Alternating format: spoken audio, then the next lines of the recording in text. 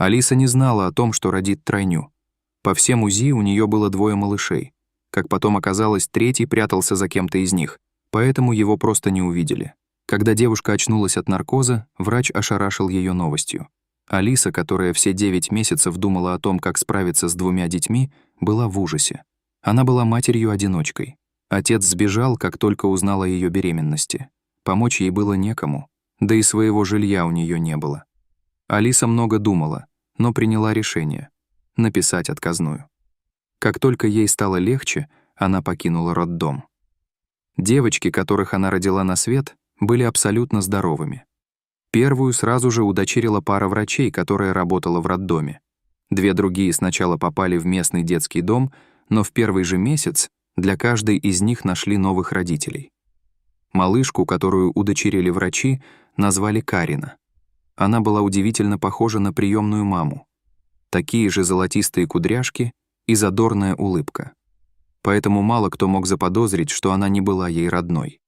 Карина ни в чем не знала отказа и всегда получала все самое лучшее. Сначала ее устроили в частный детский сад, а также определили на дополнительные занятия. Вторая малышка попала в семью, где мама работала педагогом, а папа — бухгалтером. Ее назвали Мариной в честь матери приемного отца. Она с детства получала хорошее образование и даже могла попасть сразу во 2 класс, минуя 1. Но мама решила, что она должна учиться со сверстниками. 3-й девочке повезло чуть меньше сестер. Наташа оказалась в многодетной семье, где воспитывались еще несколько детей. Девочка всегда знала, что родители ей не родные. Они не баловали малышку, а воспитывали всех детей в строгости и честности. Судьбы 3 сестер переплелись удивительным образом. Когда им исполнилось по 7 лет, их семьи переехали в один и тот же многоэтажный дом. Многодетные родители получили квартиру от государства, врачи взяли ипотеку, а 3-я семья купила жилье после продажи старого. В первое время ничего особенного не происходило. Все 3 семьи жили в разных подъездах, поэтому не пересекались. Поскольку детскую площадку в новостройке еще не успели установить, девочки не встречались во дворе. Все изменилось 1 сентября. В этот день все 3 сестры пошли в 1 класс в одну и ту же школу. Они появились на линейке в одинаковых школьных платьях.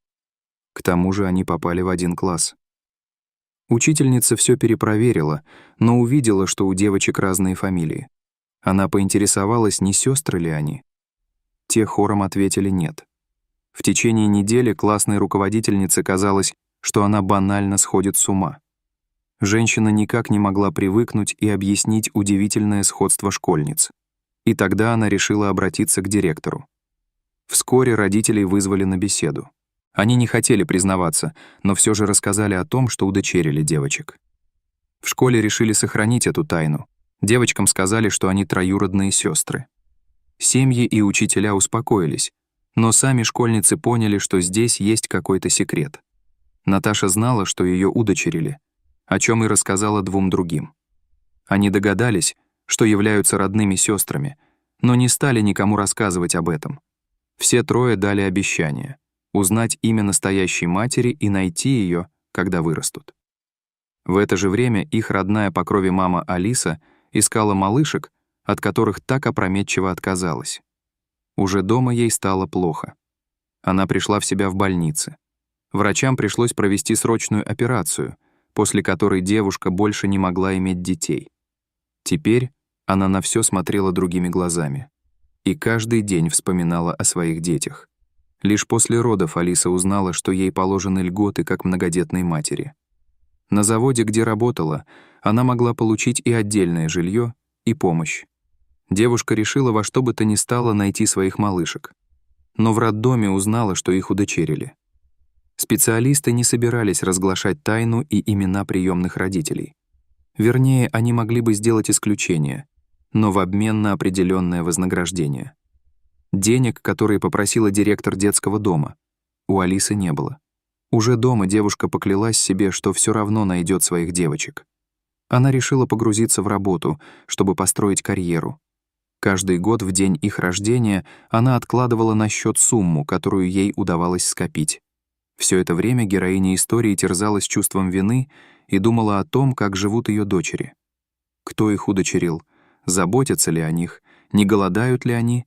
И счастливы ли без нее? С тех пор прошло 18 лет. Как и каждый год, Алиса пришла в банк, чтобы внести очередную сумму на счет. В банке работала молоденькая девушка. Было видно, что она лишь недавно устроилась на работу, потому что все ее действия координировала более взрослая наставница. На бейджике новой сотрудницы было написано имя — Марина.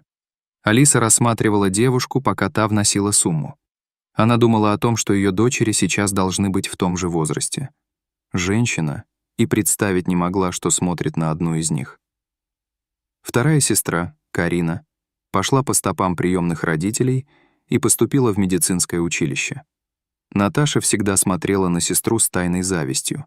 Она не могла не думать о том, что могла быть на ее месте и расти в обеспеченной и любящей семье. Наташа во всем подражала Карине, поэтому тоже решила пойти в медицинское училище. К этому моменту Алиса накопила нужную сумму. Она сняла деньги и отправилась в детский дом. Но к этому моменту директор уже сменился. Новая руководительница не стала требовать огромную сумму и дала ей данные о приемных родителях двух девочек. Ведь третью удочерили еще в роддоме. В паспортном столе женщина получила адреса. Когда она шла по первому из них, у нее дрожали руки и ноги. Дверь ей открыла молодая девушка, которая показалась очень знакомой. Это была Наташа. Алиса расплакалась и призналась, что она ее мать. Они проговорили весь вечер. Приемная мать девушки была не против этого. Алиса призналась Наташе, что у нее есть еще 2 сестры, но та уже давно об этом догадалась. Следующим утром мать увидела всех 3 своих дочерей. Карина и Марина смотрели на нее с интересом, но их сердца оставались холодными. Они не представляли, как она могла оставить родных детей в роддоме, несмотря на отсутствие денег. Девушки с детства ни в чем не нуждались, поэтому им было тяжело представить весь трагизм ситуации. А вот Наташа, выросшая в многодетной семье, быстро нашла общий язык с родной мамой. Вскоре она единственная переехала к ней. Со временем Карина и Марина простили Алису, но при этом не могли общаться с ней так же тесно, как сестра. Женщина отказалась рассказывать им про отца, после чего они почти полностью перестали с ней видеться. А Наташа не стала поддерживать связь с приемной матерью, за что сестры ее не раз корили. У судьбы оказался злой юмор. Через год Алиса умерла. Ее квартира была съемной, поэтому Наташе пришлось съехать. Она отправилась в другой город, где устроилась на завод и начала жить в общежитии. Вскоре вся история повторилась. Как и ее мать, девушка очнулась в роддоме и услышала от нянечки те же слова: «У тебя тройня». Она поняла, почему Алиса подписала отказ от детей много лет назад и сделала то же самое. Вот только Наташа не догадывалась, что вскоре пожалеет об этом и тоже долгие годы будет искать своих малышей. Дорогие зрители, если вам понравилась эта история, обязательно поставьте палец вверх и поделитесь этим рассказом со своими друзьями. Если вы впервые на этом канале и еще не подписаны на него, рекомендую подписаться прямо сейчас, чтобы не пропустить очередную захватывающую историю.